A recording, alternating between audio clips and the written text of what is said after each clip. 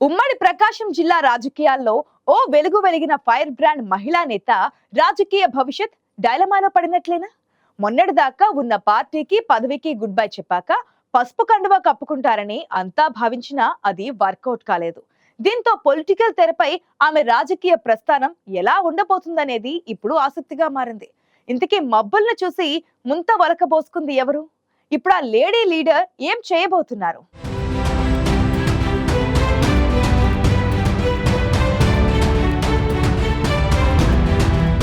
బాపట్ల జిల్లా చీరాల రాజకీయాల్లో fire brand గా పేరు తెచ్చుకున్నారు వైసీపీ మాజీ ఎమ్మెల్సీ పోతుల సునీత.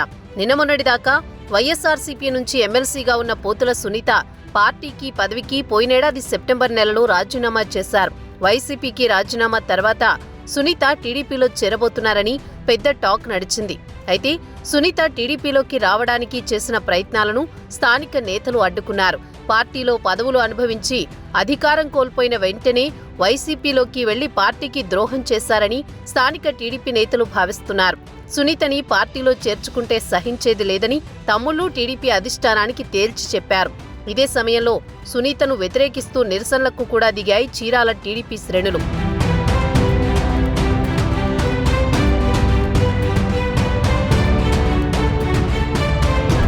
2014లో జరిగిన ఎన్నికల్లో చీరాల నియోజకవర్గం టీడీపీ అభ్యర్థిగా పోటీ చేశారు పోతుల సునీత.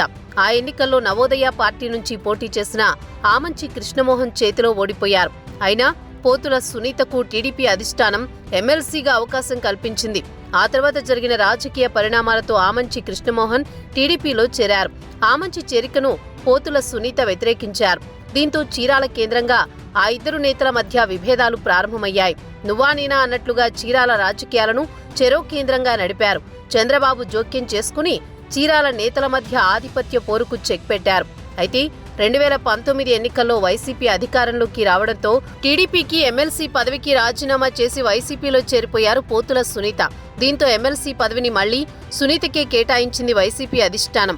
2023లోనూ ఎమ్మెల్యే కోటా కింద పోతుల సునీతకి ఎమ్మెల్సీగా అవకాశం వచ్చింది. రాష్ట్రంలో కూటమి ప్రభుత్వం అధికారంలోకి రావడంతో గత ఏడాది సెప్టెంబర్ నెలలో వైసీపీకి ఎమ్మెల్సీ పదవికి గుడ్ బై చెప్పేశారు పోతుల సునీత. ఫ్యాను పార్టీకి రాజీనామా తర్వాత తిరిగి టీడీపీలో చేరే ప్రయత్నం చేశారు. అయితే చీరాల టీడీపీ క్యాడర్ పోతుల సునీతను తీవ్రంగా వ్యతిరేకించింది. 2014లో ఓడిపోయినా ఎమ్మెల్సీగా అవకాశమిస్తే వైసీపీ అధికారంలోకి రాగానే ఫ్లేట్ ఫిరాయించారని ఆగ్రహం వ్యక్తం చేస్తున్నారు చీరాల టీడీపీ తమ్ముళ్లు. సునీతని పార్టీలో చేర్చుకుంటే చూస్తూ ఊరుకునేది లేదంటున్నారు.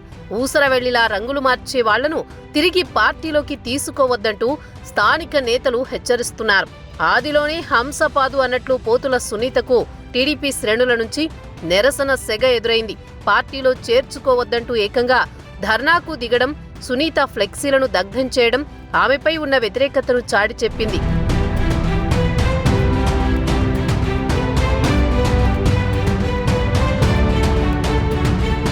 ఉమ్మడి ప్రకాశం జిల్లాలో మహిళా నేతగా గుర్తింపు తెచ్చుకున్న పోతుల సునీత అధికారంలో ఉండే పార్టీల పంచన చేరడం ఆమె రాజకీయ భవిష్యత్తుకు పెద్ద మైనస్ అన్న అభిప్రాయం వ్యక్తమవుతోంది. వైసీపీకి ఎమ్మెల్సీ పదవికి రాజీనామా చేసిన సునీత రాజకీయ భవిష్యత్తు ఏంటనేది ఆసక్తికరంగా మారింది. చీరాల టీడీపీ క్యాడర్ వ్యతిరేకతతో ఆమెను పార్టీలో చేర్చుకునే విషయంలో టీడీపీ అధిష్టానం తొందర పడడం లేదనే అభిప్రాయం వ్యక్తమవుతోంది. బీజేపీ నేత సుజనా చౌదరితో సునీత భర్త పోతుల సురేష్ కు ఉన్న సాన్నిహిత్యంతో మళ్లీ టీడీపీలో చేరేందుకు సునీత పావులు కదుపుతున్నట్టు పొలిటికల్ సర్కిల్స్ లో చర్చ నడుస్తోంది.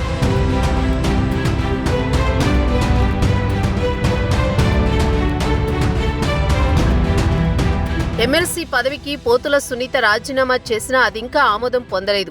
ఓవైపు ఎమ్మెల్సీ పదవికి చేసిన రాజీనామాకు ఆమోదముద్ర పడక, ఇటు కూటమి ప్రభుత్వంలో చేరలేక పోతుల సునీత రాజకీయ భవిష్యత్తు రెంటికీ చెడ్డ రేవడిలా మారిందనే అభిప్రాయం వ్యక్తమవుతోంది.